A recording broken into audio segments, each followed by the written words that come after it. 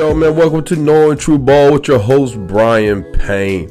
Hey, man, we are finally back. Bro, man, first of all, tremendously apologize for the long layoff. Man, your boy been having a lot of things going on during the holiday season. Man, just got really busy. So personal things going on, and man, it's been hard to make time for getting back into the space. And man, there's been a lot of crazy things that's been going on, so I cannot wait to touch base on it and dive deep into these different scenarios. But today's timeline, what we're going to focus on is, first of all, man, I know we don't usually do it, but we're going to jump to the college football playoff for a second just to go over the seeding and what took place and my opinion on it. And then after that, man, we're not really going to focus on the games of the weeks that I have missed. Well, instead, we're going to just jump straight into the playoff picture. And some of them games, obviously, I'll be bringing up in the playoff picture when discussing some of these football teams. So then we will build on it and expand on those thoughts with that. So we're going to go over the NFC playoff picture. We're going to go over the AFC playoff picture and what it's looking like, bro. That's exactly what we're going to do.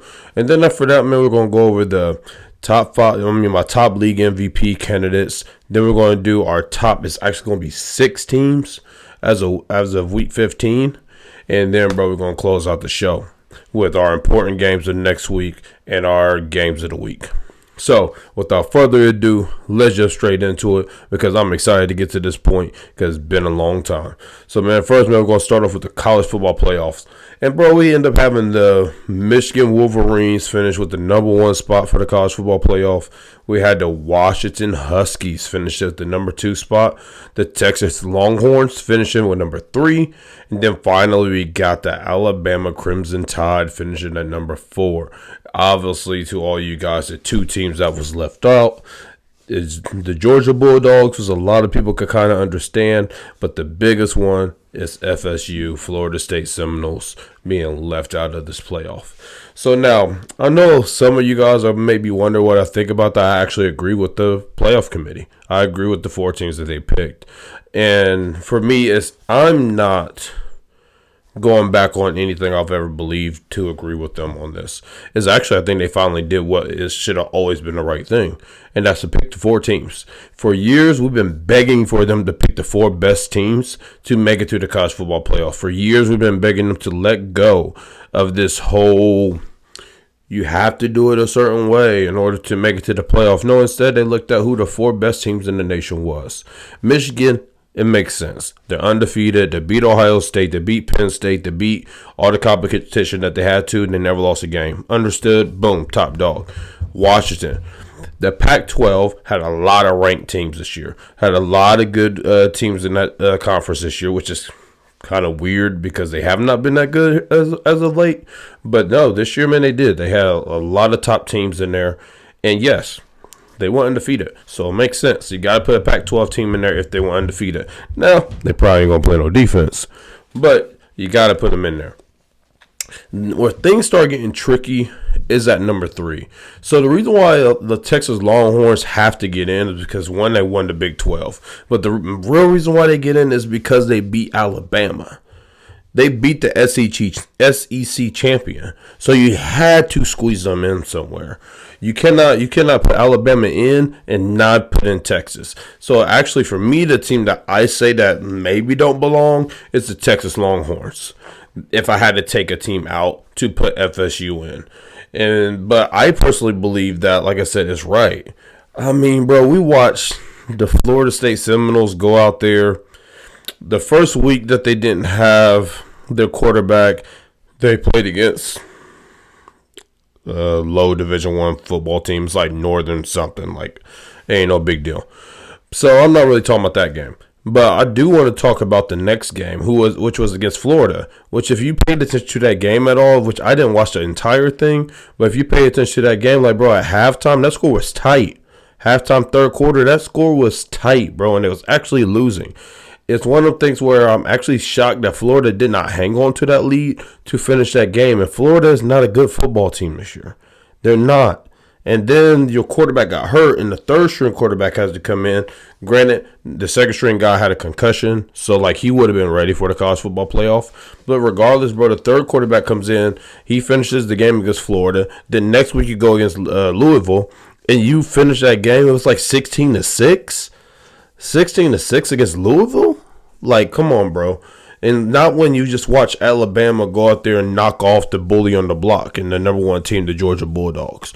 You cannot let FSU jump them. You can't. Now, here's my simple solution for all this. I am not a fan of the 12-team playoff. I think it's too many teams. I think there are teams that are going to get in that have no business being there. Kind of like the NCAA tournament. I'm a person that, unless it's like the I'm trying to think of the seedings for the NCAA tournament. Unless it's the seedings of like the 8 versus 9 team or something like this, 7 versus 10, maybe even some 6 and 11s. The worst I go is 5 and 12. I'll watch those games, but I don't watch the games of number 1 versus number 16 or number 2 versus number 15 and number 3 versus number 12. Like, I don't care about them games. I don't care about them at all, bro. We all know how that story's going to end. We all know how it's going to end. I don't like the fact that there's that many teams in the NCAA tournament. I would prefer just to start straight off on the round of 32 and let's get it popping. That's what I personally believe. So it's the same thing for me with this 12-team playoff. Just imagine, bro, we had a 12-team playoff. Oklahoma wouldn't have made the playoff this year. They wouldn't have made it. They have no business being in that. They have no business having an opportunity to win the entire national championship. But I've always been a proponent of, I said it since the first day they started it, 6-team playoff. A 6-team playoff. And guess what? The reason why I like that is because the games are still very important. Teams like Ohio State don't get in this year. Like teams that are right on the cusp, Oregon doesn't get in this year. But yet you still get the Florida States. You still get the reigning national champion Georgia Bulldogs in the mix. Like, now you leave out some wiggle room for some non-conference winners that are still very good teams to still make that college football playoff. But yet, like I said, there's still so much competitiveness to get one of those spots that you don't lose anything for the regular season. So I think it should have easily been 6 teams. If it was 6 teams, now Florida State's in. Now, yes, I know you're saying like, hey, B, well, that's going to be a weird number. No, it's not. It's simple. Top 2 dogs, you earned a bye week. They get a bye week game. Then the number 3 seed plays against the number 6 seed. Number 4 seed plays against the 5th seed. Bang those out. And then it'd be 1 against 3, 1 against 4, 2 against 3. Bang them out. Championship game. There we go. It's easily solved. So that's my personal opinion on that. Like I said, I do agree with the committee of who they put in. If you're telling me I can only put in 4 teams, I cannot put Florida State in when their offense showed to be as bad as it was against Louisville and Florida. And I do feel bad for them boys, man. Let me keep it 100, bro. Them dudes did what they're supposed to do. They went out there. Them boys went out there. They won those games. There's nothing more they could do. They can't help the fact that they had a freak injury happen. For those of you that want to talk about Cardell Jones and all that kind of stuff, Cardell Jones and them boys still beat Wisconsin like 55-10 that year. That wasn't a close game. Every game Cardell Jones started, they blew them out. That's why he was in there. I'm not an Ohio State guy. I'm actually a Miami, Florida fan. So actually, it kind of helps me if Florida State makes it because it makes our conference look better. But that's just the real, man. It's just keeping it a buck on the teams and who made it. Man, you just lost a Heisman Trophy winning quarterback. That's a big deal. Moving on now to our playoff segment. Man, I'm so excited for these playoffs this year, bro. Because these teams, this NFL season to me is one of the most wide open ones that I've seen in a long time. There's only one top dog team, I think. But then I think like a lot of teams have real chances of winning the Super Bowl this year. But the playoff picture is wild on both sides. Completely nuts. And the way that we're going to start this off, man, we're going to start off with the playoff teams that I believe are in the hunt. Starting from the worst team, the lowest seed, to the number 1 seed. And the first group that we're going to start off with is the NFC. In the NFC, bro, the first team we're going to start with is the Seattle Seahawks. Right now they are positioned at number 9. The Seattle Seahawks, to me, are not a playoff team. They have the opportunity. They have a chance. They just are not good enough. They're not consistent enough. They've blown too many games that they should have won. And when you look at how they be losing these games, they're such a Jekyll and Hyde team. One week, bro, they look like, oh, Seattle's really nice. And then the next week, they just get ran through. And, like, offense is never consistent. The offense is never consistent. if you go look at the stat sheets and things like that, like, man, it does, and just watch the games, watch the visual impacts. Like, one game it feels like Geno Smith is who he was last year. Then the next game it feels like, oh, he's an average quarterback. And with that being the case, in the run game is non-existent many times. And actually, this is where we're talking about knowing true ball here. It's a lot like the Jets running game. And this is what I mean when I say that. Like, bro, when they get the ball to Kenneth Walker, like, he's getting it. He's getting like 3 yards, 2 yards, 1 yard, 1 yard, 1 yard, 2 yards, 1 yard, 2 yards, 60. And that's how he's pushing an 80-yard game. Just like Breece Hall. Those boys are talented enough. They are breaking one loose to try to get that game to look reasonable for them. But, bro, the run game is awful. And with Seattle's offense, the Pete Carroll offense, without the run game, nothing else could build off of it. Now, I do like DK, but DK has proven to me at this point in his career that he is more of just a man-to-man wide receiver. If you go zones and force him to have to make option reads and things of that nature, you slow him down credibly. You can easily slow him down. When you go to man-to-man like Dallas tried to with Bland, oh, he's cooking him. He's cooking him. He is cooking that boy. And DK, he got game. But like I say, he's just not that type. He's not that wide receiver. And then when you got a guy like Tyler Lockett, just miniature in size, so sometimes like there's some games that guys can get their hands on him and you can get him out the game. But the thing that helps all these pieces, the Kenneth Walkers, the DK Metcalfs, the Geno Smiths, the Tyler Lockett's, is a consistent type of offense and a consistent running game, but you cannot get the running game going because your offensive line, Seattle's never really invested in it. They never invested in it. They bet on, as a franchise, they bet on drafting offensive linemen late, developing them to become stars. That's what they plan on. To be real with you, bro, that has not happened since Marshawn Lynch left. It hasn't. It hasn't happened since like the Super Bowl. It has not happened since they traded away Max Unger, I believe his name was, an offensive lineman for the Seattle Seahawks Super Bowl team, for Jimmy Graham. Ever since they did that, their offensive line has never been the same. And right now, bro, man, they're on a 4-game skid. They go to San Francisco next. Then they have to play against Philly. Then they play against Tennessee. And then they got Pittsburgh. And actually, I may actually have to see San Francisco and Philadelphia game backwards, and I apologize. But I don't see them winning those games. The only game I actually see them winning is against Tennessee, maybe, and in Pittsburgh at home. So I got them winning 2 more games. So I got them losing that playoff spot because they're going to finish with a record of 8-9. That's not going to be good enough to make it. So, man, sorry, Seattle fans. I don't think you're getting there. Moving on to the next team, man, we're going to talk about the Los Angeles Rams.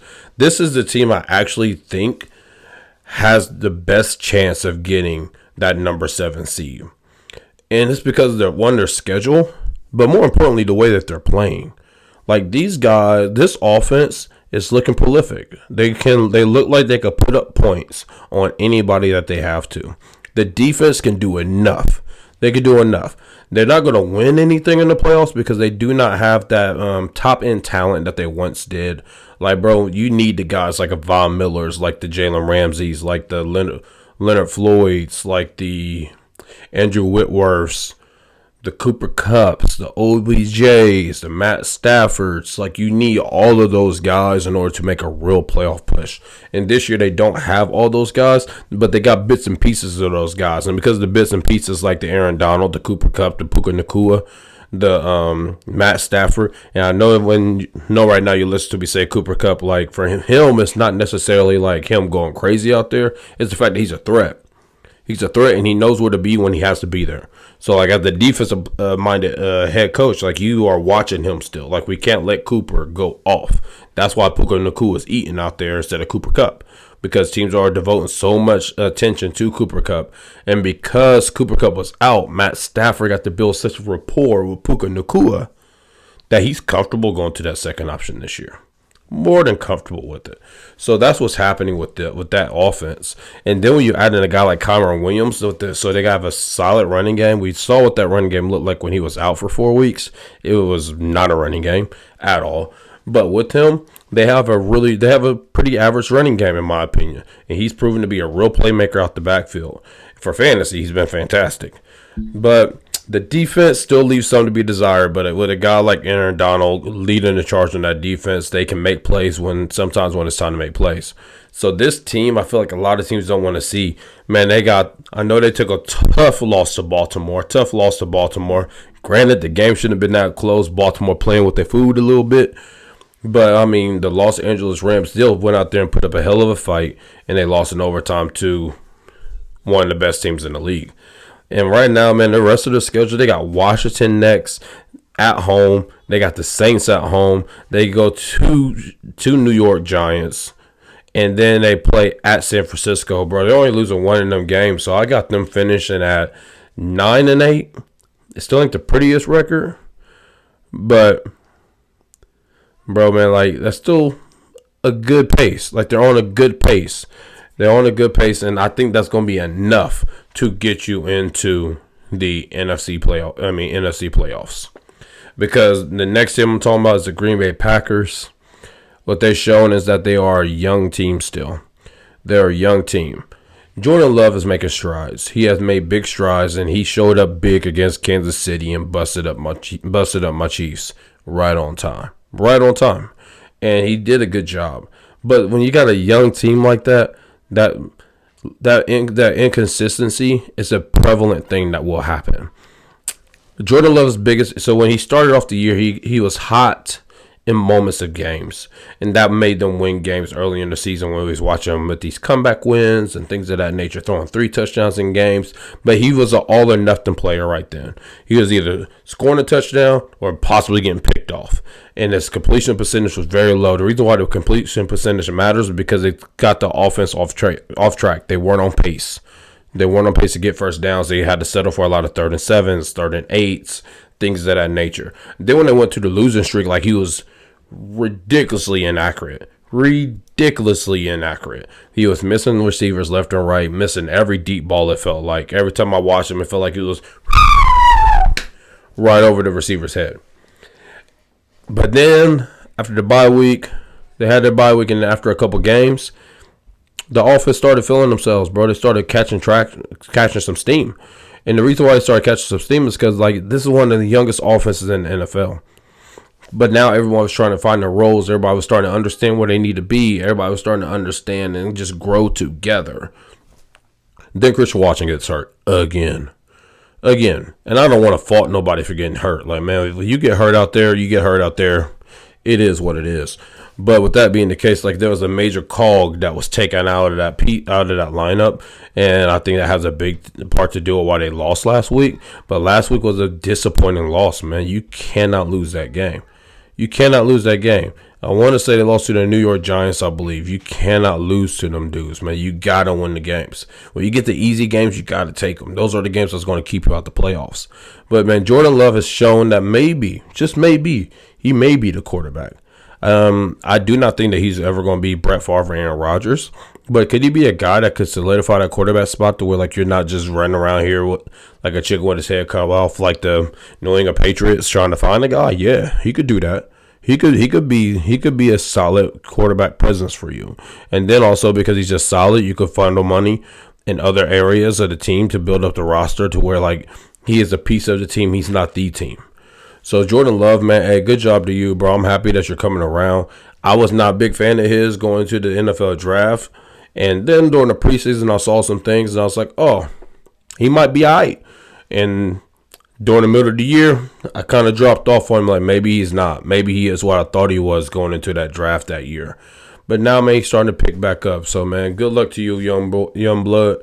Do your thing. The Packers, though, I do not think they're going to make it this year. The Packers still got Tampa Bay, and then they got Tampa Bay, Carolina. They go to Carolina. Then they go to Minnesota, and then they finish with Chicago. They have an easy an easy schedule to finish out the season. And if they win all 4 games, then they will be the 7th seed, because I don't see the Rams beating the San Francisco 49ers to even have a chance at the 7th seed over Green Bay. But I'll be shocked if Green Bay can win all 4 of these games. I see them winning. I see them going 3-1, maybe 2-2. In which if they go 2-2, that's going to put them at 8-9. If they go 3-1, then they have a chance to go ahead and have that playoff spot. Moving on to our next team, man, we're talking about the Minnesota Vikings at 7-6. Now, actually, what I believe is if Green Bay makes it, I think they'll make it as the 6th seed. And I think the Rams will make it as the 7th seed because the team I see falling out of this playoff race completely is the Minnesota Vikings. The Minnesota Vikings just played a trash game against the Las Vegas Raiders, where the final score was literally 3-0. And I told you guys, Josh Dobbs was a great story. He ain't no starter. Once you get the tape on him, once you see all of that kind of stuff, he's not going to win you games as a permanent starter. You can have him in for 2-3 weeks. He could maybe be able to go 1-2, 2-1, possibly, maybe even 3-0. You never know. But he's not a guy that can go out there every single week and be your franchise quarterback. And that's what we saw. That's exactly what we saw. First couple weeks, you didn't know how they were going to utilize him. You get to see a skill set. You're trying to adapt to it. And then once you see it on film and once you get to adapt to it, you're like, oh, he ain't that good. This is all we got to do. We do this, he's done. And now here they are going with Nick Mullen going into this upcoming game.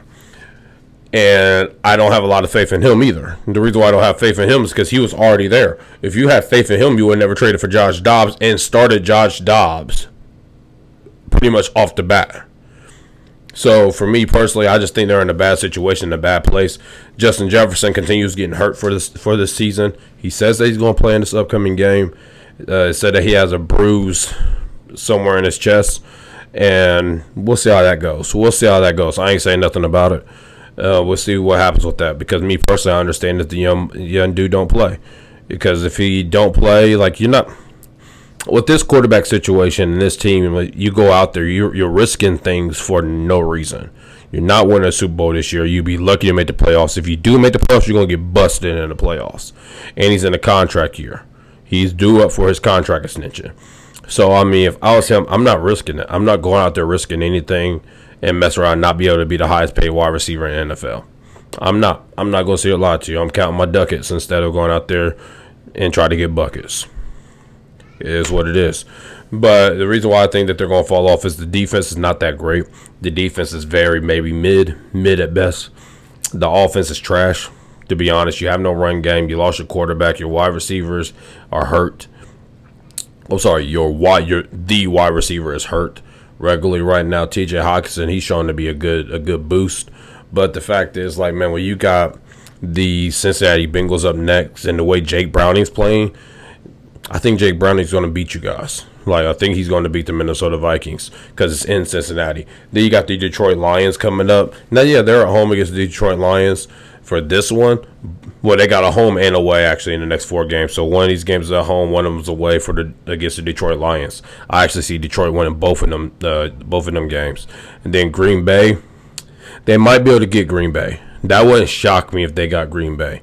But honestly, I see them going 0-4 during the stretch, making them finish with a record of 7-10, which means that you are not making the playoffs. So that's a team I actually got falling out that will allow Green Bay and the Rams to actually fall into place. So I apologize to my Green Bay falling out of the 7th spot. I actually don't see that happening.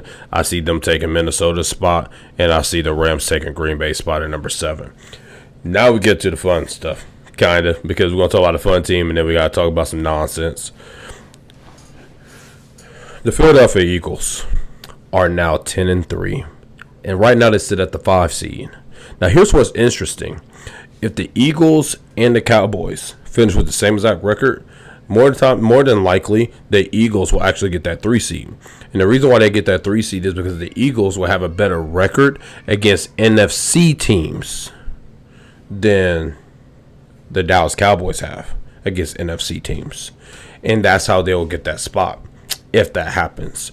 But I actually don't think it's going to come down to that. But right now, man, Philadelphia is the 5th seed. I actually think they will end up being a number 2 seed. Dallas is about to hit a rough patch on the schedule finally, and I think they're going to lose a game. I don't see Philadelphia losing another football game, and that's why they're going to bump up to me. But right now, we're just going to talk about them at the seeding that they are. The Philadelphia Eagles, man. So let's go back to their bye week. Let's revert back to the bye week.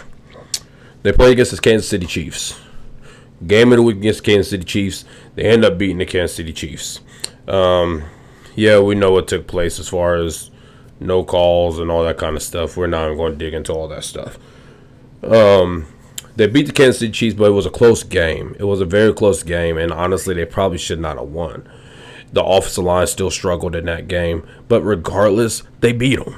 They beat them, and the defense is the defense. Let's just keep it a buck. We beat them. I mean, the Eagles beat the Chiefs. Moving on now, the Eagles then played against the Buffalo Bills, and then they went again overtime against Buffalo. And now Buffalo ended up blowing the game because Josh Allen and Gabe Davis was not on the same page for our option route. And with that being the case, Jalen Hurts got the ball. He was able to do his thing, get the field goal, and later on in overtime, get the ball, score a touchdown in the game in overtime. All credit to Philly on that because Josh Allen played an amazing game. When Josh Allen's playing like that, there's only so much you could do as a defense. It just is what it is. You're kind of just waiting for him to make a mistake when he's that hot. And when he made the mistake, the Philadelphia Eagles pounced on him. This is when things get dicey, and this is where we need to break down what's actually happening with the Philadelphia Eagles. The next week, bro, they played against the San Francisco 49ers. What you have to realize is that the San Francisco 49ers was coming off of 10 days of rest. Now, what that means for a team like the 49ers, bro, that's a big deal. They're a very physical football team. So if they have more rest than you, they will impose their will on you physically. And that's what happened in that game. Watch the game. Watch the game, not the score. Watch the game. The game was tight. The game was close for the first 2.5 quarters. In the middle of that third quarter, that's when you saw the 49ers start taking off on them. And the reason why you saw them start taking off is because physically, the Eagles were exhausted. They were exhausted physically. And that's why I believe that's why that game got out of hand.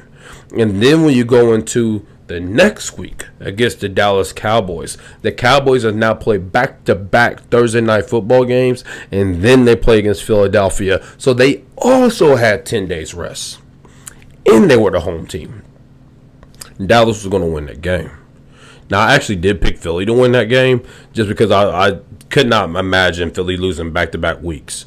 That's the only reason. I thought Philly would go 3-1 during that 4-game stretch. They end up going 2-2. So I only picked them because I was like, okay, they already lost to San Francisco. They're surely not going to lose this one. Now, this one they lost because of turnovers, in my opinion. When you get down there, you got to score touchdowns. Instead, they was turning the ball over. And I actually think the reason why the San Francisco game got out of hand is because instead of scoring touchdowns on the first 2 drives, they should have been up 14-0 on the San Francisco 49ers. Easily should have been up 14-0, and they weren't. They did not capitalize on the drive. Field goals lose you games. Field goals will lose you games. You have to get down there and score touchdowns. Now, going back to the Dallas game, that was a bad showing for the Philadelphia Eagles. Horrible showing. Horrible showing. You have to play better than that. The defense got ate alive. The offense got ate alive. Jalen Hurts did not look good at all. The offense did not score a touchdown. They did not score a touchdown. There's major flaws that we saw with the Eagles. Even though Dallas did get 10 days of rest, you can't do that. You can't show up like that. Now, the good thing for the Eagles is that all of it can be fixed. Your offensive line has shown at times that they can be dominant over the course of the history of the Philadelphia Eagles. This iteration of the Philadelphia Eagles. And then when Jalen Hurts is full go, he's shown what he could be. The RPO game and things like that. So for me, what I actually think is wrong with the offense is that they are not utilizing the RPO the way that they were last year. Because I think Jalen Hurts is banged up. And then last year, the RPO was their offense.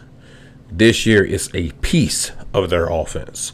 And with Jalen Hurts, that's a major thing. Because when you got a guy like Jalen Hurts, when you got a guy like Lamar Jackson, when you got a guy like Cam Newton, all these big, I know Lamar's not big, but he's just a freak. He's a freak athlete.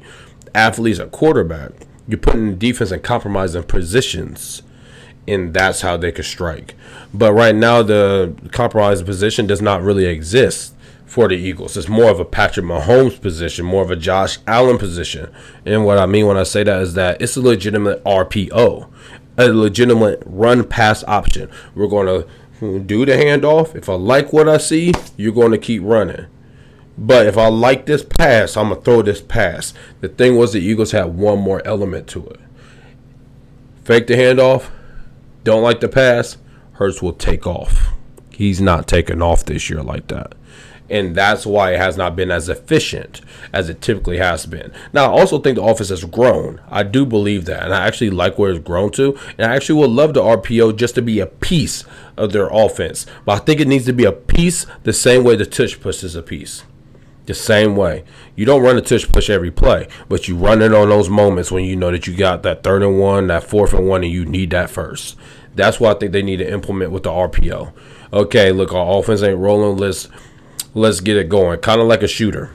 Kind of like a shooter in basketball. You would the coach, you missed 3 threes in a row. Your coach will tell you like, "Hey, go get a layup, go get to the free throw line, see the ball go in the hoop, blah blah blah, and then go back and shoot that 3 again." That's the same thing for the Eagles.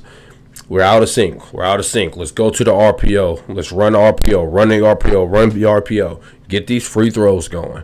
And now eventually we could do this play action bomb to A.J. Brown. So that's what I think they need to be focused on. And I think right now the biggest issue with their offense is actually their offensive line. That's what I think.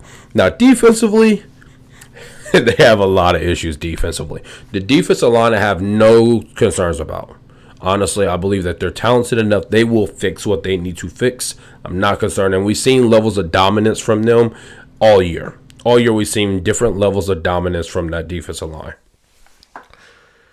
Slay and Bradbury, I'm not going to come at them too hard because also we've seen what they could do in their history. Granted, this year it could be another thing. But I'm going to try to give them some benefit of the doubt on that. I'm just trying to give them benefit of the doubt. Slay is a multi-Pro Bowl corner, and Bradbury has proven to be a solid number 2 corner when you got a guy like Darius Slay. Kevin Byard is a Pro Bowl safety. What I think the issue has been is that the key to their defense last year was the defensive back that signed with the Detroit Lions. I always forget his name when I do this podcast. Always do. But just trust me on that. He's just signed with the Lions. If you want to look up his name, you go look it up. I cannot think of it right now. He actually just changed his name. But anyways, he was a big piece. And the reason why he was a big piece was because like when he was in that slot, that's what allowed everybody to play man-to-man. He was the key cog. This year, they got to do number 39, I believe his number is. Bro, as soon as the offense see that man, they are attacking him. And then what else doesn't help is that you have safeties and Kevin Byard and I think Blankenship. And then that slot guy, they're zone secondary players. They're not man-to-man guys. And then when you got Darius Slay and Bradbury, they're man-to-man guys. They're not zone guys. So you do not have an identity with amongst that secondary to run a solid scheme. That's the issue with the passing game. Another issue that they have on their teams is that honestly their linebackers are too little. They're too little. They are too little. I like them. They're cool dudes. They're cool guys. But honestly, they got a bunch of number 2 linebackers instead of one being a number 1. I'm going to make it similar to the Kansas City Chiefs. Nick Bolton is a Kansas City Chiefs real linebacker. Willie Gay is a very talented linebacker, but he's not Nick Bolton. It's the same thing over there. They don't have a Nick Bolton, and that's killing them defensively.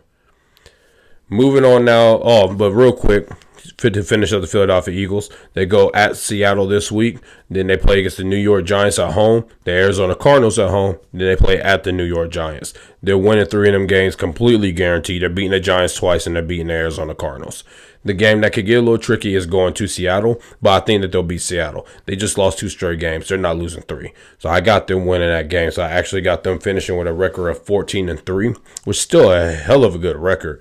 And I actually got them going up from the 5th seed back up to the 3rd seed. Back up to the number 2 seed. The 4th seed, we're going to try to go through this real quick. It's crapshoot. I got some boys that are fans of these teams. I hate to talk negatively about your teams like this because you guys know I'm not here to bash teams and bash players. But I just got to keep it a buck. These teams are only making the playoffs because of the rules. That's all. And they're only going to be the 4th seed, once again, because of the rules. And right now, man, we got a 3-way tie between the Tampa Bay Buccaneers, the Atlanta Falcons, and the New Orleans Saints. All at 6 and 7. None of these teams deserving to make it. All of them have some major flaws. Tampa Bay just don't have enough talent. The offensive line is awful. And that's their biggest flaw. The Atlanta Falcons, we can all play quarterback there and look better than Desmond Ridder, it feels like. And then going on to the last team, the New Orleans Saints, who knows what's going on. They got all the talent. They got the talent to be a playoff team, but I don't know what's going on with the coaching, the consistency of the team, and things of that nature. So we're just going to play the schedule game. But honestly, the schedule game is a bag of end to play with this because these are the type of teams that can just lose to a random team that they shouldn't lose to. So here's my guess. We got Tampa Bay. They got Green Bay. They go to Green Bay next, and they play at home against the Jaguars and the Saints, and then they go to Carolina. I personally probably got them going 3-1 in that stretch. I got them losing all the first 3 games. I got them losing to Green Bay, losing to the Jaguars, and losing to the Saints. And I got them beating the Carolina Panthers. You're not getting in at 7-10. Then you got the Atlanta Falcons. They play at Carolina, then they play at home against the Colts, and they play at Chicago, and they play at the Saints. I got them going 2-2. I got them beating Carolina. They will lose to either Chicago or the Colts. I don't know which one they're going to lose to, but they will lose one of them games, and they'll beat the other one, and then they'll lose to the Saints in New Orleans. I don't see them going on the road winning that game. So I got them actually finish 8-9. And then with the Saints, they play against the New York Jets at home. They'll win that game. They will lose to the Rams. They will lose. Actually, I don't know. I got them going probably 2-2 as well. I think they will either beat Tampa Bay or they will blow the game against Atlanta. If they beat Tampa Bay, then they'll blow a game against Atlanta. So I got them finished at 8-7 as well. So I got a 2-way tie between Atlanta and the Saints. And I ain't gonna lie to you guys, I didn't care enough to go into to find out who wins the tiebreaker. All these teams got major flaws. The only team I got anything positive to say about is actually the Atlanta Falcons, because they're a young team. They're a young team, and they have put themselves in a position to be able to win the division already at this young age, and all they're going to do is get better going forward. So the brightest future is the Atlanta Falcons in this class, but all these teams we're talking about futures, we're not talking about now, because now honestly they don't really matter. Moving on to the number 3 seed, we got the Detroit Lions at 9-4, and I just a little too hard on them going into the preseason. As a lot of you know, a lot of you guys been listening since week 1. I actually didn't have them making the playoffs. And the reason why I didn't have them making the playoffs is because what we've been seeing lately. That's why I did not. I did not think they were ready to make that step. I thought they were a year too fast. I thought teams were talking about them just a year too early. I thought next year will be the actual ascension, not this year. But they exceeded this year, bro. They played great football for weeks, and then after their bye week, it's just like they kind of settled on the laurels. And with that being the case, like, let's come back to bite them, man. Let's come back to bite them, because they should have actually lost to Chicago twice. They should have lost to Chicago twice. And then when you're blowing games that you're blowing, and now here we are in a situation where they play against the Denver Broncos next. I don't know if they're beating Denver. Sincerely, I don't know. That's not a guaranteed game. Then they play at Minnesota. They got a home and away game with Minnesota. They should beat them both times. I don't know. And then they play at Dallas. They're losing to Dallas. Now, they'll still win their division. They will be the 3rd seed. But we are now seeing what I always thought they were. And this is what I mean with what I thought they were. Their defense wasn't going to be good enough. They got a couple guys. The defensive end is a dog. He's a dog. I like him a lot. That white boy got game. But honestly, outside of that, they really don't have nothing else that means anything to me on defense. I don't care. The greatest part of their team is their offensive line, which I think is a great strength. But Jared Goff is just a quarterback I would never trust for a full season. It won't happen. It won't happen for me. I do not trust him like that. I do not see him in that light. And what's happening now, he's turning the ball over, and that's what's causing a lot of these issues. Ever since they lost that game to Baltimore, they have not been the same team. Ever since they got smacked in the face and got humbled on who they really are, they have not been that same team. Because what made them great was that they felt like they were the bullies on the block, and that they were just, hey, No matter what, y'all got to deal with us. And then when they got dealt with, they haven't been the same. The wide receivers, Amon-Ra St. Brown, I got a lot of love for that dude. I think he's a really good player, and I do think he's the number one wide receiver in today's game. Sam Laporta, he's a good tight end. He actually shows that y'all made the right decision in trading T.J. Hockenson. You made the right decision because now T.J. Hockenson is getting paid, and you can stay dirt cheap at the tight end position and be able to fill other holes. And then running back-wise, you also made the right decision there, letting go of DeAndre Swift and Jamal Williams. I was a little weary of that. And David Montgomery and Jahmyr Gibbs, they've proven to be able to fill that role. But the guy that's messing up on the offensive side of the ball is the quarterback, Jared Goff. So, man, that's really what their season's going to come down to. They're going to make the playoffs. They will be the 3rd seed. They will win the NFC North. But when they get into that playoff fight, and when they have to play against the Green Bay Packers at home possibly, or the Rams at home, because the Rams may have the 6th seed instead of the Green Bay Packers, whoever has that 6th seed, Detroit could lose that game. That's not a winnable game. That's not a guaranteed win for Detroit. They could win it, but if they play against the Rams, I'll be shocked if they beat the Rams in the first round. Now, kind of like I said for Atlanta, it's still a good sign for Detroit Lions. Like, you guys literally went from being god-awful last year, coming on hot, and now this year making the playoffs. You're taking the steps. But I think there is a certain ceiling that you can hit with Jared Goff as your quarterback. Moving on to the next team, man, we got the Dallas Cowboys at number 2. I've already stated what I stated about what I think is going to end up happening with the Philadelphia Eagles taking the number 2 spot from Dallas. Because this is why I think that. Dallas' upcoming schedule is at Buffalo. I think that's going to be tough. Then they go to Miami. I think that's going to be tough. Then they play at home against Detroit. That will be tough. And then they play at Washington. They'll blow them out. I got them going 2-2. So the thing is, I got the Eagles finishing at 14-3. I got Dallas finishing at 12-5. It's that plain and simple. I got Dallas losing to Buffalo. I got them losing to Miami. I got them beating Detroit and beating Washington. That's what I personally think is going to happen. So let me break down why I think this is going to take place. And just to be clear, I would love for the Dallas Cowboys to beat the Buffalo Bills because the Buffalo Bills, Josh Allen's hot. I don't want to deal with him in the AFC playoffs. So please, Cowboys, beat them. But what I personally think is that game against the Buffalo Bills, it's hard for me to go against the Bills at home. We have not seen Dallas take the show on the road in an environment like that. The last time we saw them take the show on the road was against the Philadelphia Eagles, in which they lost. They lost that game. So we don't know what it's going to look like going to Buffalo. Now, I actually think Dallas is a better team, and I think Dallas should win the game. I promise you guys I'm not trying to play both sides. I'm only going with the Bills because they're at home. That's the only reason, and Josh Allen is hot. They're hot, and they're at home. That's the only reason. But the better team is by far the Dallas Cowboys to me.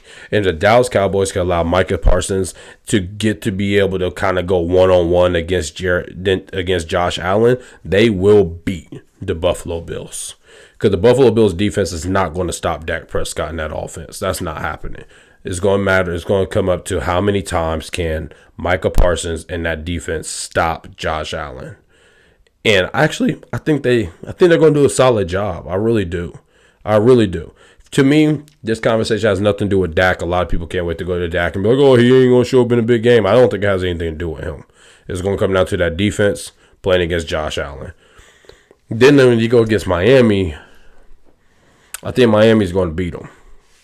I think Miami can beat them because Dallas takes a lot of risk defensively with blitzing and things of that nature and having guys go man-to-man defensively. And Bland, as we saw against DK, when he's going against a wide receiver that knows what he's doing, that's not pretty. That's not pretty. That's not what you want. And that guy will be Waddle or Hill. He's guarding one of them two. And I think he's going to get cooked out there. He's proven to be an average corner. He's an average corner. He took advantage of his opportunities. Congratulations on the record. I've always thought that they were talking about you as DPOY was absolutely ridiculous. Absolutely ridiculous. I think that's fanfare. I think that's highlight reel. Yeah, you are DPOY with highlights. But when the guy gets a first down, I never see it happen against Stephon Gilmore. It's happening against you every time. Every time. So with that being the case, Gilmore can only guard one of these guys. You're probably actually going to put him on Waddle.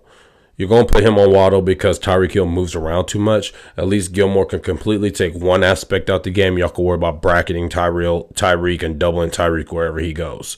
That's what a lot of teams do. I totally disagree with it, but that's what most teams actually do against the Miami Dolphins. And the Dallas run defense is still very suspect. So I actually got them losing that game in Miami because also they're on the road. And then I have them beating Detroit at home. They'll beat Detroit at home. I'm not concerned about Detroit. And then obviously they'll beat Washington and Washington. The biggest pluses that I see with the Dallas Cowboys is that Dak Prescott is in the comfort zone. He's playing absolutely amazing. He's playing out of his mind. Right now, if you want to say he's league MVP, I'm not going to argue with you right now. We'll get to my MVP candidates. Obviously, I just told you he's not mine. But I will not argue with you if he was your pick. The wide receivers are hot. They're finding out how to utilize Brandon Cooks in a very major way. And what that does is open up Michael Gallup to the role that he's supposed to be in. And then also creates more space for Jake Ferguson and CeeDee Lamb to work and do what they do. The only thing I'm concerned about is the running game. It's still not as efficient as I would like it to be. That's my issue. It's like they either get 8 yards or they get 1 yard. They either get 7 yards or they get no yards. Like that's just something that they do. It's not as efficient as I like it. So therefore you can't stay on pace with the running game. And when we get to the playoffs, like bro, you're going to have to stay on pace with those games. You got to be able to keep the chains moving and kill the clock. So I get worried about them in situations where they got to start killing the clock. That's where I get concerned. But the offensive line is playing well. Dak is playing fantastic. The wide receivers are balling out. CeeDee Lamb has proven to be a true number one in this league. The defense, your guys have shown up. It's just a matter of the other pieces doing their job as well. Moving on now to the final team, and who I think is the best team in the NFL, the San Francisco 49ers. The San Francisco 49ers are also 10-3, but they beat both the Dallas Cowboys and the Philadelphia Eagles, so right now they're the number one seed. The rest of their schedule, they have the Arizona Cardinals. They play at Arizona, then they play at home against Baltimore, then they play at Washington, then they play at home against the Rams. I got them. They're either going 4-0 or 3-1, 1 of the two, and they are going to try to go 4-0 absolutely because they're going to have to. If they go 4-0, then they'll have the number one seed, regardless of what happens with Dallas and Philadelphia. If they lose one of these games, Philly could take that number one spot back. But the only game I can see them possibly losing is against the Baltimore Ravens. Okay, so now talking about the 49ers. Man, it's just a lot, man. It's a lot. With Trent Williams back in that offensive line, man, that solidifies the offensive line. That allows you to be able to so what happens is when you're running the football and things of that nature, double teams take place amongst offensive linemen. You're going to double this guy, push him up, and now I'm going to break off and get the linebacker. Well, you got a guy like Trent Williams, you don't have to double that guy. He's going to take that guy out by himself. So now what you could do is double with the guard in the center to work up to the linebacker and to work up wherever you need to be. That's how Trent Williams affects that entire thing. The other thing that he does is when you got a guy like Trent Williams, if you watch both Miami Dolphins and the San Francisco 49ers do this, it's a rare thing to see, but they will pull linemen during passing plays. Whenever you pull a lineman, it typically only happens during a run play. And for those of you that don't know what a pull is, what a pull is like if this was a center and this is the guard, instead of the guard blocking right in front of him, he's coming across this way to set a block. You don't want to open up that gap because now this guy has a free range straight at your quarterback during a pass play. But they do that. And when they do that, the linebackers are trained to watch that guard. If a linebacker see a guard pulls, that's an indication of a run play. Now he's out the way. And that's why Deebo Samuel's wide open in the middle of the field. When you're like, why is this guy wide open? We know he's getting the ball. That's why he's wide open. because the linebacker's doing what he's taught. So once he pulls and that linebacker drags over there, Debo's just filling his space, and that's why he's wide open. Trent Williams allows all of that to happen because Trent Williams, in those moments, he is athletic enough and quick enough and strong enough to be able to chip his guy to George Kittle and be able to get over here to block this defensive tackle before he could get back there to Brock Purdy and mess up the play. And it's always a play action. So the defensive tackle is taking a longer route to get to Brock Purdy because he has to defend the run first and then the pass. So and that's how Trent Williams gets over there, and that's how he does what he does. But Trent Williams, man, he's a big cog in that offense. Then when you got a guy like George Kittle, who you could put one-on-one against a defensive end to be satisfied with that. Like the Chiefs, you could never put Travis Kelce against Myles Garrett. You can never put Travis Kelce against Micah Parsons. You can never put Travis Kelce against Von Miller, any of those guys. He's getting cooked. He's getting whooped. But you can put George Kittle against those guys, and he will hold up strong. Now, hey, Brock, you still got to get rid of that ball. Myles Garrett will get by George Kittle, but George Kittle's going to hold him up long enough to give you time to get the ball where it needs to be. Then you got a guy like Brandon Ayuk. Now he can play his true role, and that just go against man coverage one-on-one. And Brandon Ayuk is a far better route runner than what Deebo Samuel is. Deebo's a better playmaker, but Brandon Ayuk is a better route runner. And then now with Christian McCaffrey, now the linebacker's scared because they could maybe passing. Even though it looks like a run, they could be passing. So let me drop back. And now he got wide open range to do what he needs to do. Bro, this is just a fantastic offense. A fantastic offense. And it's going to be tough to stop. It's going to be very tough to stop. So they are by far my number one team. They are by far the most explosive offense in the NFL outside of no, they're the most explosive offense in the NFL. And then defensively, when you got the guys like Fred Warner, when you got that nasty defensive line, the weak spot of their team is their secondary. That's the weak spot. But you have to be able to hold up against the defensive line in order to attack the secondary. And I think both Dallas and Philly can do that, but I don't think Dallas and Philly could stop the 49ers, and that's the problem. That's where the problem lies. They cannot stop them. So 49ers are top dog to me. They're going to end up finishing. I got them finishing at 14-3 and the number one seed in the NFC. So with that being the case for the NFC playoff, man, let's go ahead and push on to the AFC playoffs. The AFC playoffs, man, we actually got 11 teams in the hunt instead of 9. So we're going to rip through these teams a little faster than what we did in the NFC. The number 11 team right now is the Buffalo Bills at 7-6. They got the Dallas Cowboys up next at home. They're going to blow out Brandon Staley and the Los Angeles Chargers. He ain't making it the rest of the year, by the way. He may get fired after this week. With Justin Herbert out for the year. And honestly, Keenan Allen, he ain't coming back. He ain't coming back to this nonsense. He ain't coming back. So both of their star players out for the year, they're done. New England, the Bills will blow the doors off of New England. And then they will play against Miami. Because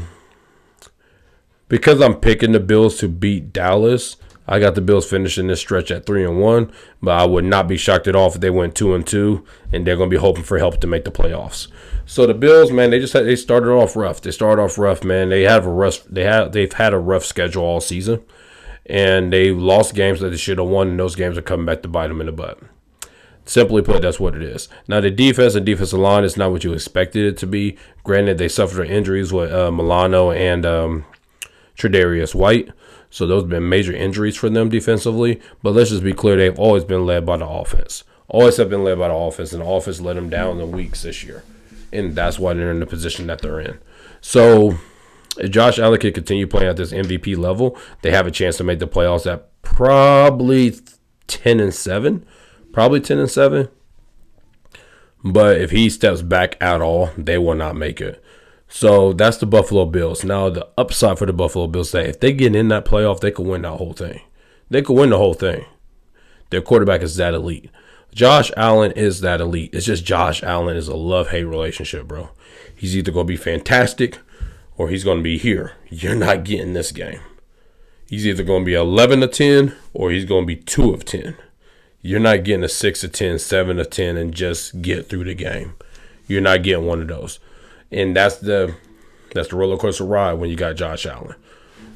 Moving on now to the next team, man. We got the Cincinnati Bengals actually at number 10. They are also 7-6. They got Minnesota next, then they play at Pittsburgh, then they play at Kansas City, then they finish with Cleveland. They lose to Cleveland because they lose to Cleveland every game, every time they play them, it feels like.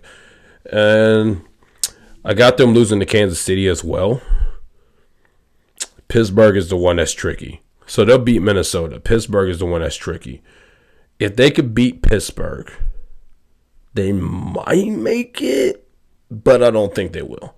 I think Jake Browning is a tremendous story, man. I think that he's showing that he is a good backup. He's a good backup, especially for the Cincinnati Bengals. But, man, there's too many holes, and the team started too slow. They flirt with this every year, the start and slow stuff, and now it finally came back and bit them in the butt. It bit them in the butt. You can't start like that. So, honestly, I don't really have a whole lot to say about them because we know what they are. But kudos to Jake Browning, bro. You out there balling and you're giving it your best shot. Number 9 is the Denver Broncos. This is a team I actually think is going to sneak into the playoffs. Because they play at Detroit next. They can win that game. They play at home against New England. They will win that game. They play at home against the Los Angeles Chargers. They will win that game. And then they play at Las Vegas. They will win that game. They're going to finish the season at least 3-1, but they could beat Detroit and finish 4-0. And if they finish 4-0, that means they're going to finish with a record of 11-6. They'll be in the playoffs. I want to take the time to give Sean Payton this. Kudos to you, bro. Because I did not, at the beginning of the year, you was awful. You was awful. But then you realized what your team was and you accepted them for what they were. Instead of trying to embarrass them anymore, you started trying to actually just coach the game and starting to play football. You got out of this whole persona thing that you had going on. Man, and you switched this offense back to what it used to be in Seattle for Russell Wilson. That's what you did. You went back to that. They are running the ball no matter what. Javonte Williams is getting the ball 15 to 20 times in a game. Guess what? He's not cracking 100 yards rushing, but he's getting the ball, therefore staying on pace, therefore the play-action game's alive, and they're taking shots down the field with Cortland Sutton. But they're also working the middle of the field with easy reads for Russell Wilson. Russell Wilson was never that kind of quarterback that you just let him line up and cook everybody. That's not him. That's not been his game. He's a quarterback that plays off of a well-balanced offense. That's what he's always been, and that's what you went to. Now, also, when you went to that, the 3-and-out stopped. Bro, when you go 3-and-out, 3-and-out, 3-and-out, 3-and-out, 3-and-out like they were, even a defense as talented as the Denver Broncos, man, that's a lot to ask them boys to keep getting up, to keep going back on that field exhausted. And that's what happened against the Miami Dolphins in the 70-point game. Bro, they was on that field a lot. That means your offense is not doing anything at all. And the offense is putting them in terrible spots. But now, bro, you're seeing what that defense truly is. When that offense is on pace, on time, and doing the things that they're supposed to be doing, now the defense gets their breathers, now they get their rest, and now they could go out there and win you the game by themselves. And that's what's happening. I actually got them probably going 4-0 during the stretch. They're definitely going 3-1, and they will be making the playoffs. Kudos to them. Good job, Sean Payton. Good job, Russell Wilson, for accepting who you are. And then on top of that, for the defense, man, way to rise up. Because, man, when you give us 70 points in the game, y'all could easily quit on the season right then. Moving on now to a team that breaks my heart, and that's the Houston Texans.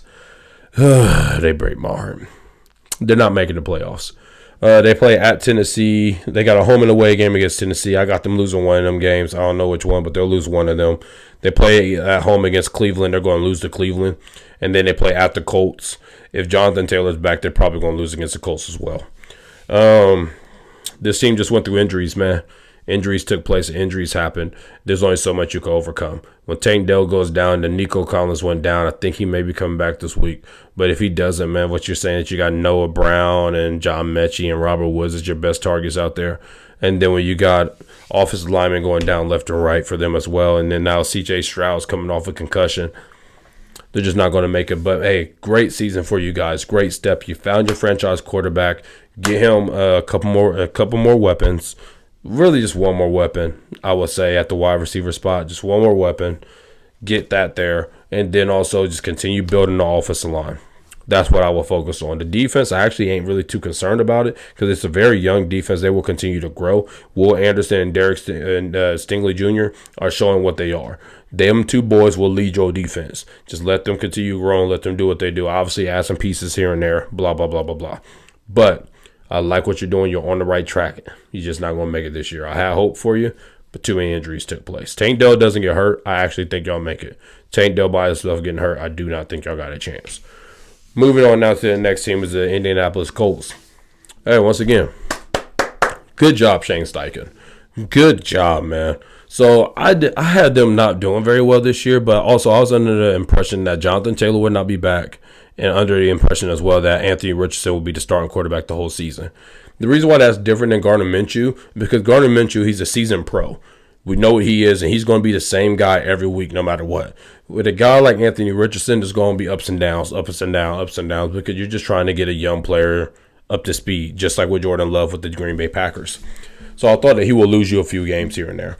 But, man, instead, Shane Steichen is putting this off. He's showing how good of an offensive coordinator he is, and also we're showing that he deserved to be that head coach, because we are looking at the Colts offense where the Jonathan Taylors are not doing enough to win games. Michael Pittman has now took a jump and things of that nature. And if you go back and you look at the Philadelphia Eagles offense, it looks completely different than what it looked like last year under Shane Steichen. So, man, all credit to Shane Steichen. Now, the offense is average to me. The defense is also average to me. There's nothing special. It's nothing sexy at all that they got going on. You got them playing at home against Pittsburgh this week. Then they go to Atlanta. Then they play at home against Las Vegas and at home against Houston. I got them going 2-2 on this stretch. I got them finishing at 9-8, which may be good enough to sneak them into the playoffs. Moving on to the next team, man, we got the Pittsburgh Steelers at number 6. They're on a terrible 2-game skid, bro. Terrible two-game skid. You cannot lose to two bad football teams back-to-back weeks. And Mitchell Stravinsky, he is what we always do. He was. That's why I hated that whole time when he was with Buffalo. Like, oh, he's learning under Josh Allen. No, stop. Y'all just trying to find a way to give this dude another chance. He is what he is. We saw what he was for years, and he lost his job in Chicago. Why are we worried about Mitch Stravinsky?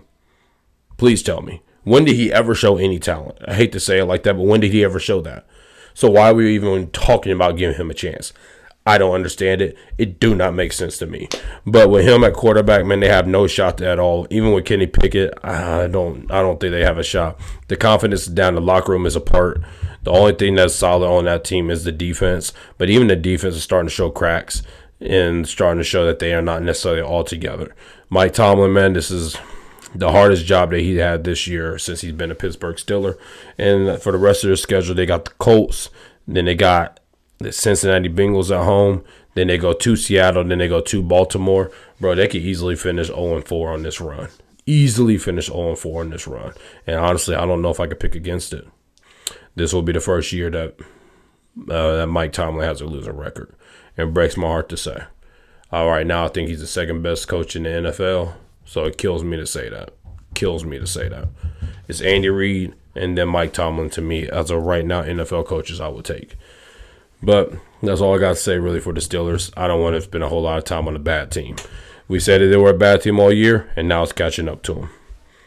Going number 5, man, we're going to the Cleveland Browns. They found their franchise quarterback. Nah, I'm just playing. It's just that's how bad it is at quarterback for them dudes. Joe Flacco has been the best quarterback that they've had all season. Joe Flacco, man, these last 2 weeks went out there. He looks fantastic. And the thing is that he's playing this offense the way this offense is supposed to be played. This is the head coach. Kevin Stefanski is the head coach that was there with Kirk Cousins when Kirk Cousins had that major ascension in Minnesota.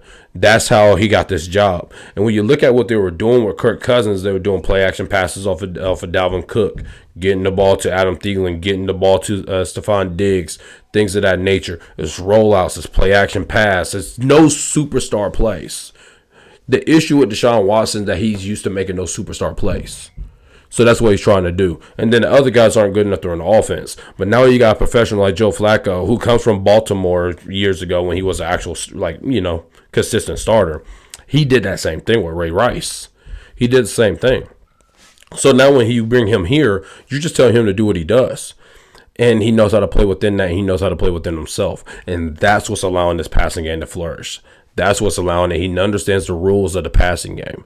And, man, it looks nice. It looks good. It's good to see, and I'm very happy for Cleveland because, man, that defense is elite. This is the team that could beat, honestly, almost any team in the league. It's just a matter of how good of a quarterback play do they get.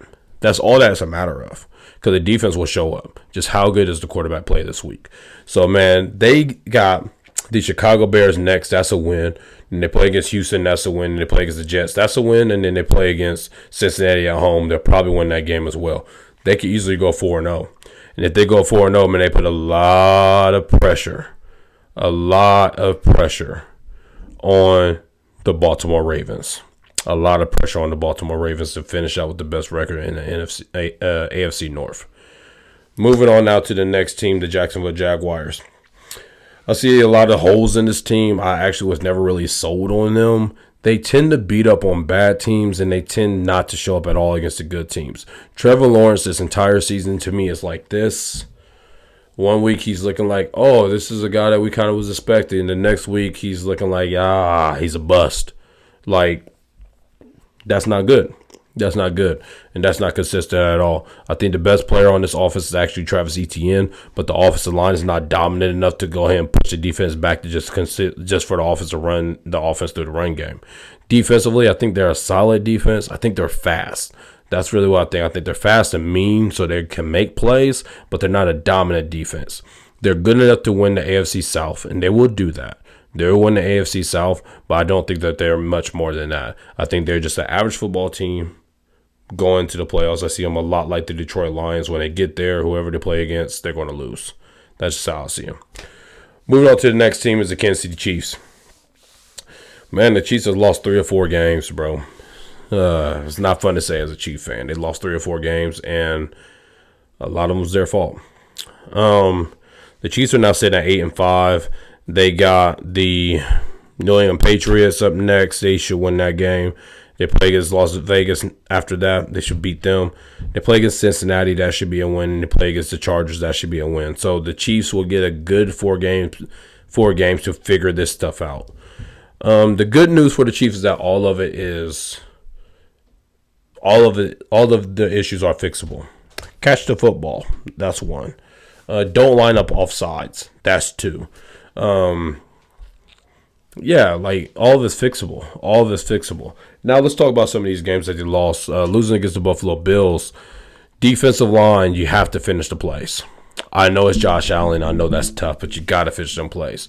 Chris Jones is not enough just to touch his arm. You got to get that man down. There was plays that Josh Allen made in that game that was amazing on the sideline. But if we get him down, he can't make them plays. So, and get your hands up. So with that being the case, like, those are things that can be fixed, but I'm not blaming the defense at all. That's just some little things that they could have fixed in that game. Against Jalen Hurts and them, they play fantastic. The defense has been great all season. Offensively has been the issue. Offensively against the Philadelphia Eagles, we need to maintain drives, and that's what killed us. And then going against the Buffalo Bills, we started off slow. We started picking up traction, but we got to stop shooting ourselves in the foot. We got to stop it. And actually, that pass interference play we was talking about with the Chiefs actually happened against the Green Bay Packers. Against the Eagles, MVS dropped the bomb. Dropped the touchdown pass.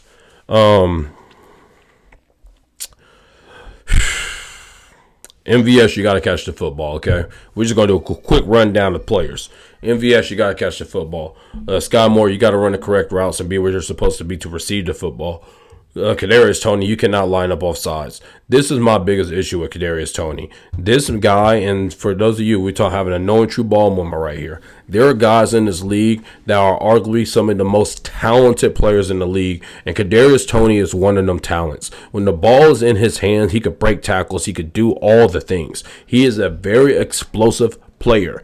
But what holds these guys back is this. The mind, the intangibles. These are the guys that you see on Madden who have all these high ratings, and then when you get to their awareness, it's at 58. He's one of these guys, and that's what keeps him off the field. Anytime he doesn't catch a pass is because he's looking to make the next move without catching the pass yet. So the ball just flies straight through because he's not focused on the ball. He's focused on this defender. And then, like, when you watch him line up, like, bro, it's elementary, man. You look over to the wide receiver, you put your hand up, ask if I'm good. That's all you got to do. Is that plain and that simple. Darren Orlowski, I feel what you're saying. I really do. Talking about the whole, he's been lining up offsides the entire game and you never said nothing. So, like, you shouldn't call it now because you haven't called it all game. I feel what you're saying. But at the end of the day, how about you just not line up offsides? That's all you got to do. It's that plain, that simple. And then also for Patrick Mahomes, though, if those of you don't fall for the media stuff with that, the man is mad at the wide receiver. That's who he's mad at. He's not mad at the ref. He's mad at the wide receiver. He can't blame the wide receiver, though. He can't. If he does that, like, this is his teammate. He has to depend on this guy the next week. He cannot blame him. He cannot shatter his confidence. If he shatters his confidence, then he's even worse. It's one of the moments where, like, I gotta yell at somebody, so, bro, you getting it. It's one of those type of moments. It's one of them moments like when you just wanted to get at a guy ticked you off when you was in school, and, like, you really wanted to fight him in school, but you didn't. You held it back. You get home with your little brother ain't do nothing to you, and he just asked you a simple question. Now you ready to throw haymakers on him. Because you know you're not going to get in trouble the way that you did at school. Like, it's just one of them things, bro. It's just a boiling effect, man. For weeks, these guys have been screwing up and costing us games all season. Right now, I could guarantee you that they cost us 3 games so far. 3 games. Week 1, they cost us against the Detroit Lions. We lose that game by like 1 point, and we threw a pick 6 where Kadarius Toney let it go through his hands, and that's what cost the pick 6. We lose against the Philadelphia Eagles because Marquez Valdez-Scantling, MVS, does not catch the bomb. It drops, just straight up drops it. Then we lose this week because a guy lined up offsides. Now, the other issues with the Chiefs is that the tackles are god-awful. False starts, it's always a penalty. I promise you guys, it's always a penalty. That's the biggest reason why the Chiefs lose these games, actually, is that it's the offensive line's fault. The highlight is the wide receivers because it's easy to watch a guy drop a football. But, bro, when you are making a drive and you get first down, you get 4 yards, so now 2nd and 6. Then the second down, you get 3 yards, now it's 3rd and 3. Then you have a false start, and you got to go back to 3rd and 8. That's what cost it.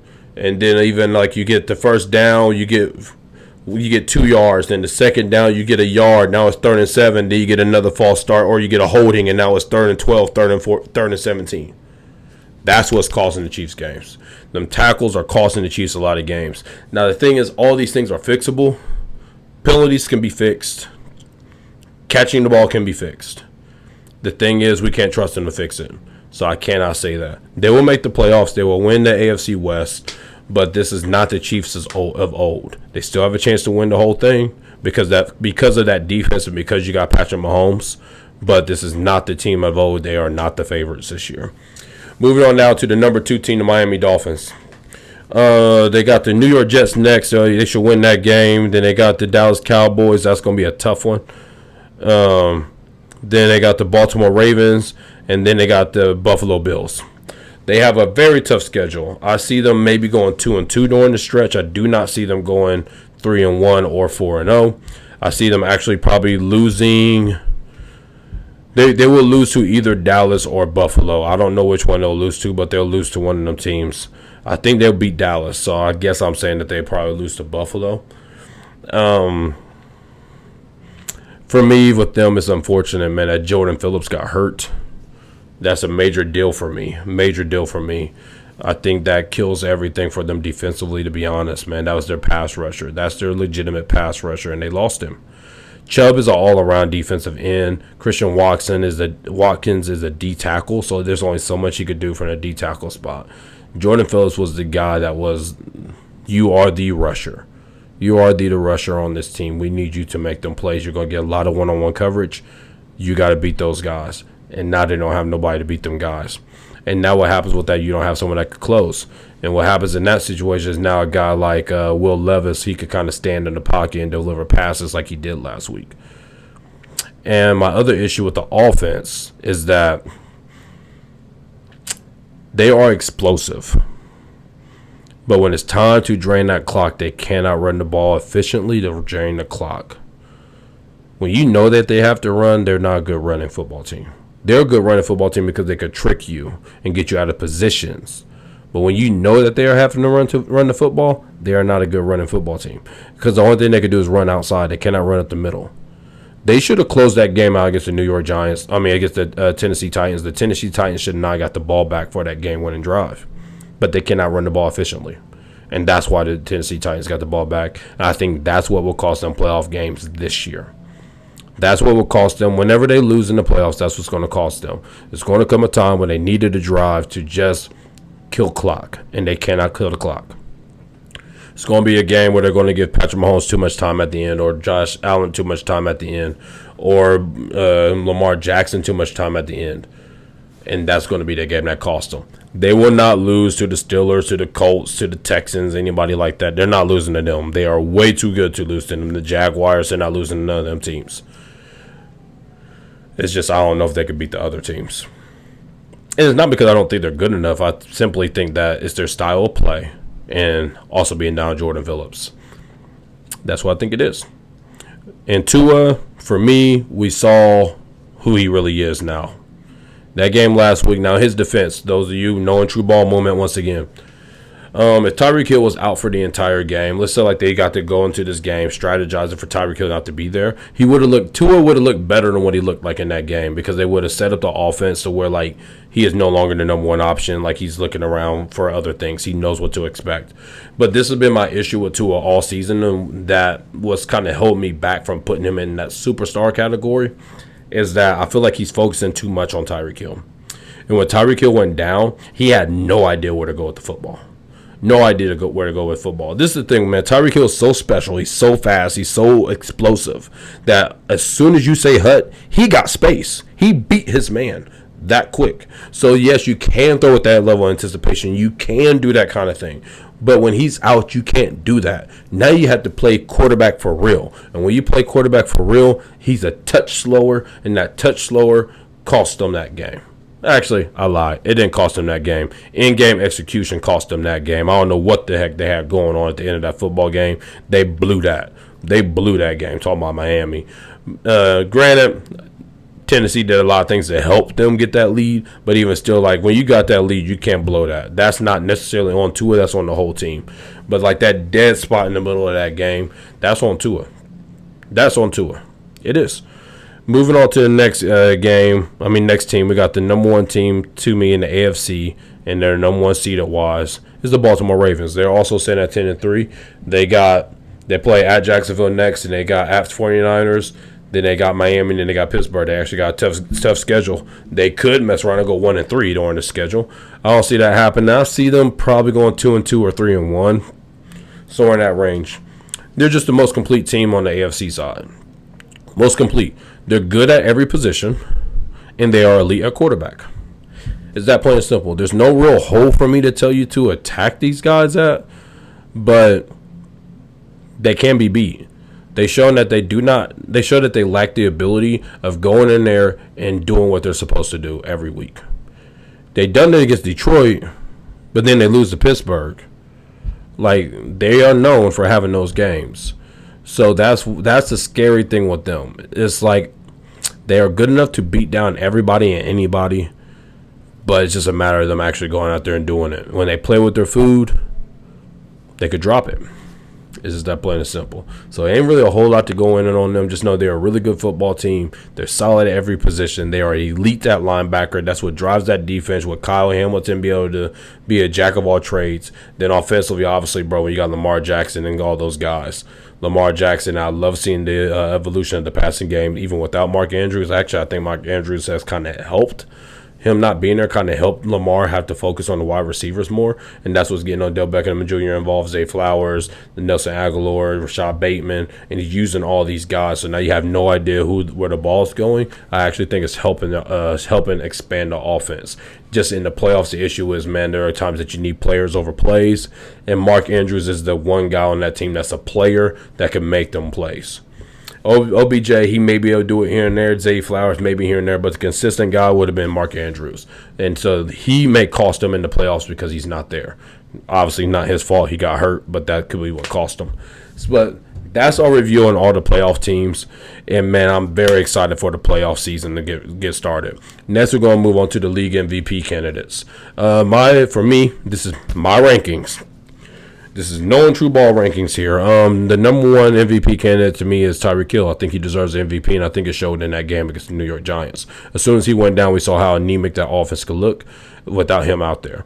But when he came back, guess what? I got back on track. Even with him not being as explosive as he once was, that's the impact that he has on the game when he's in the game. So to me, he is the league MVP right now.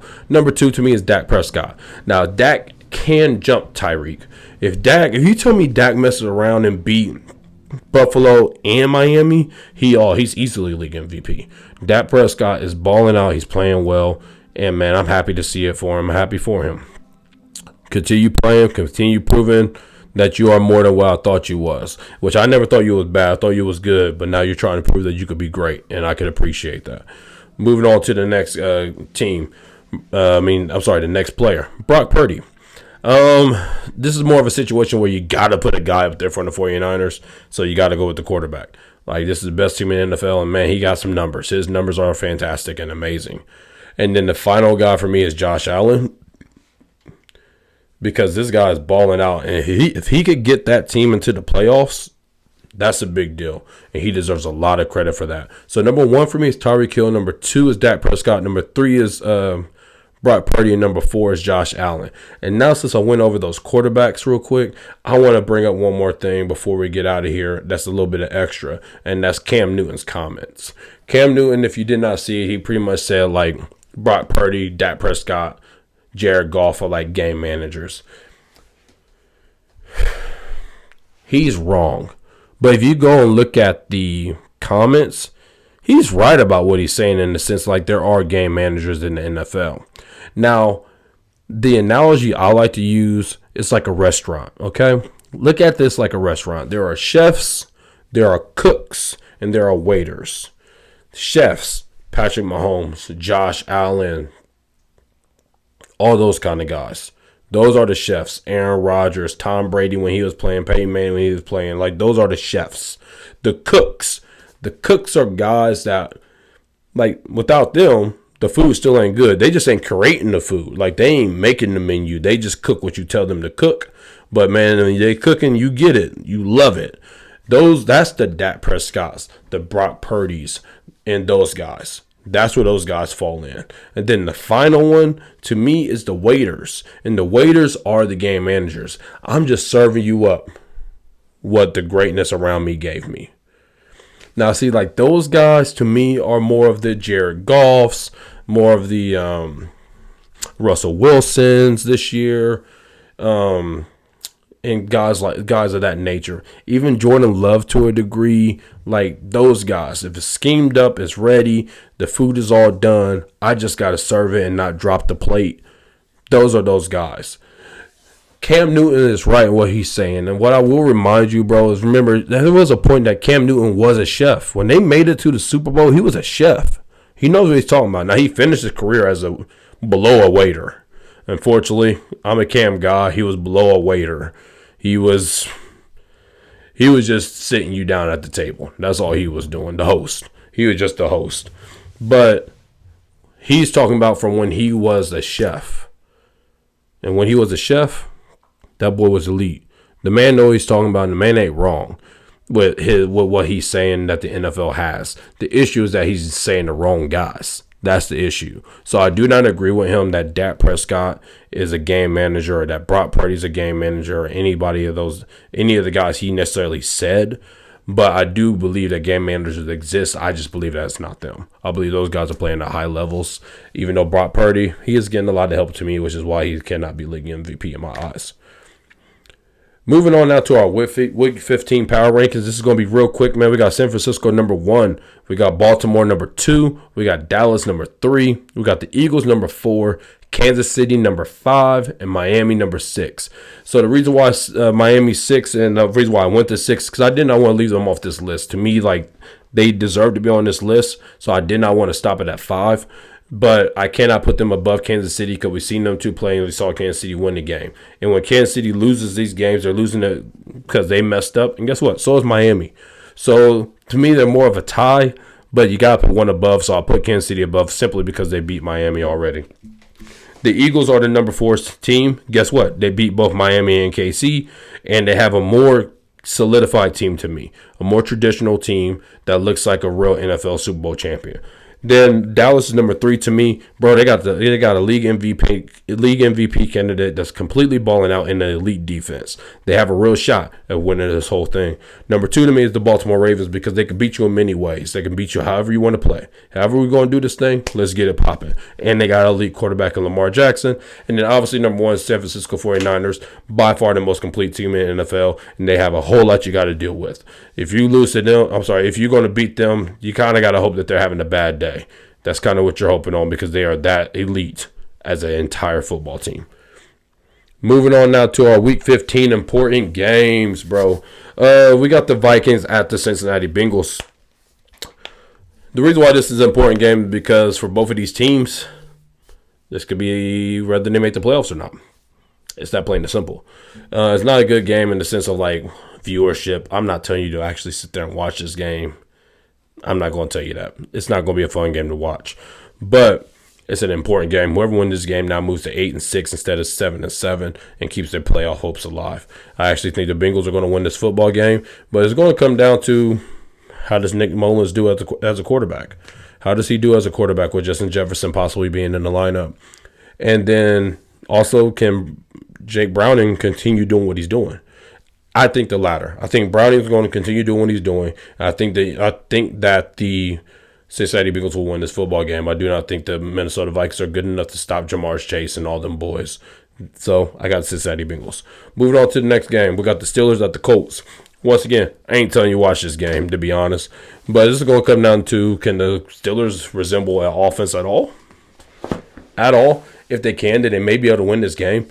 But I doubt it. And then for the Colts, can the Colts defense just stand up and really stop a bad offense?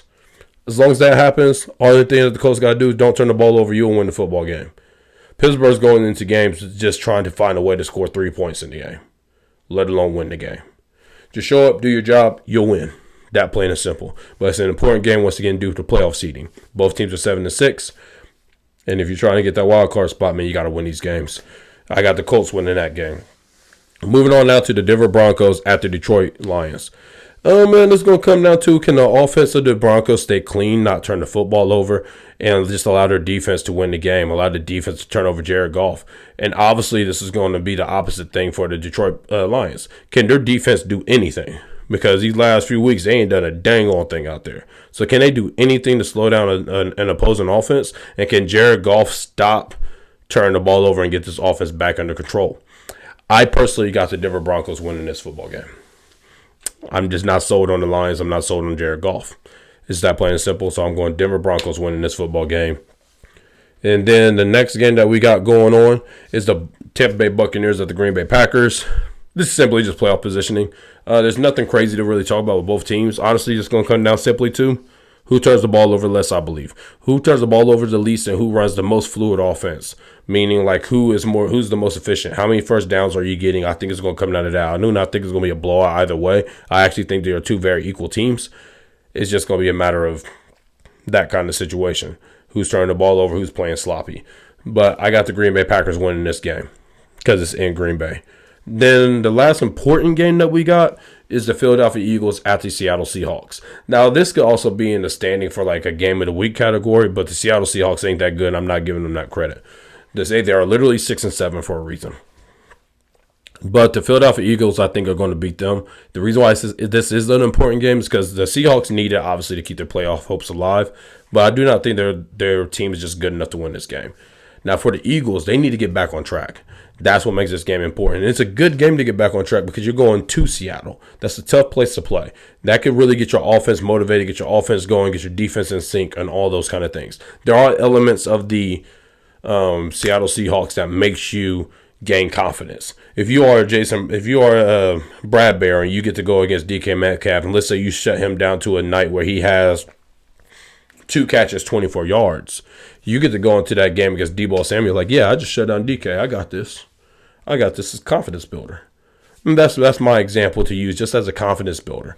And then like they could go on and just win out the rest of them 3 games against some trash opponents they have. I think twice against the New York Giants and once against the Arizona Cardinals. They could win those games, and like now they get to go into the playoffs at 14-3, ready to rock and roll and possibly be the 1 seed. Like, bro, you can't beat that. You cannot beat that. So the Eagles have to win this game. That's why it's an important game. The Eagles have to win it. Now going to our games of the week.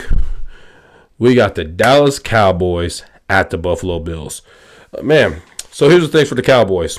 Can Dak Prescott stay hot? I think he will. The Bills' defense has not shown to be efficient and has not shown to be elite this season, so I think Dak Prescott will continue doing what he's doing, and he's going to have another good game. He just cannot turn the ball over. Then the next thing is for the offense, can they run the ball with any type of efficiency? If they can run with efficiency, then they can control this football game. If they can control this football game, they will win this game. It's that plain and simple. The least amount of times that Josh Allen touches this football, the better for your team. So I think that's the biggest thing for them. It's just that, can we see you win a game where you're not making explosive plays? You don't need to win 40. You don't need to score 40 points this game. I need you to stay on track. That's what I need you to do. As long as you stay on track, you'll win the game. You'll win the game. And then for the defense, can you stop Josh Allen? You got a guy that can stop Josh Allen and Micah Parsons. So I'm interested to see where they put Micah Parsons. There's a part of me that would love to see him at like a standing linebacker role where he is like more of a QB spy, because I do believe that your defensive line is good enough to cause pressure without Micah. So now when he could chase Josh Allen around, Josh Allen is not a better athlete than Micah Parsons, and he could neutralize that part of Josh Allen's game, and that's what makes Josh Allen special. For the Bills, can the defense do enough just to stay in the football game? Can they do enough? And the reason why the question is, can they do enough, is kind of like a Patrick Mahomes situation years ago. If they do enough to leave this in a one-score game, then Josh Allen could dominate this game and win this game by himself. He could do that. Now, for Josh Allen, what does he come in here with? Does he come in here with the energy of trying to dominate the game, try to win the game by himself? Or does he come in with the energy of, I just got to take what they give me and keep the game going, stay on track? Because the issue is when he goes in there with the energy of like, I have to win this game by myself, that's when he starts throwing interceptions, and that's when he messes up.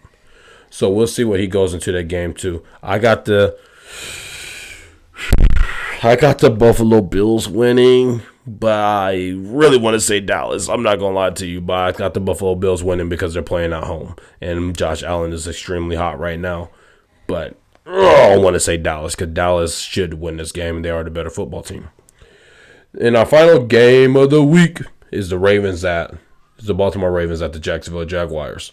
For the Ravens, man, it's just, can the Ravens defense show their dominance? Because the Jaguars will allow you to show their dominance, but they got enough offensive guys that you have to show up. You have to show up. If you don't show up, then they can produce offensively. And then can the offense continue building on the play that they have had as of late?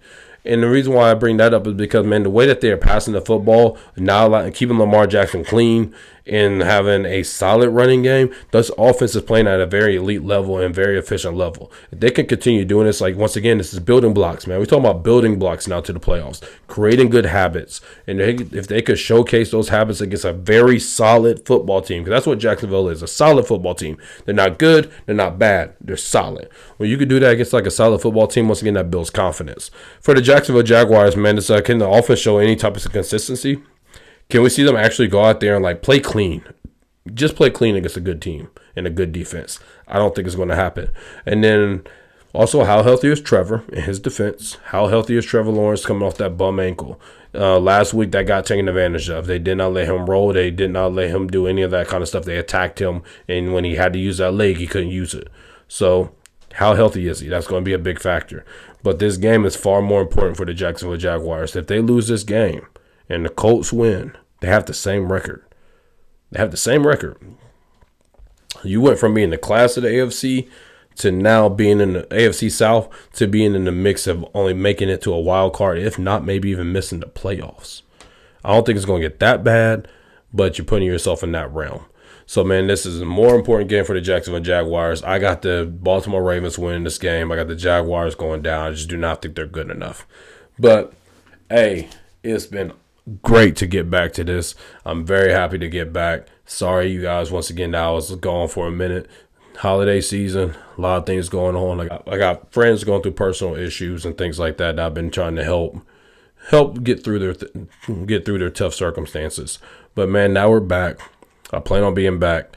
I know this is dropping on Friday. I plan on us getting back to our Thursday drops every week again, and we're going to continue building off.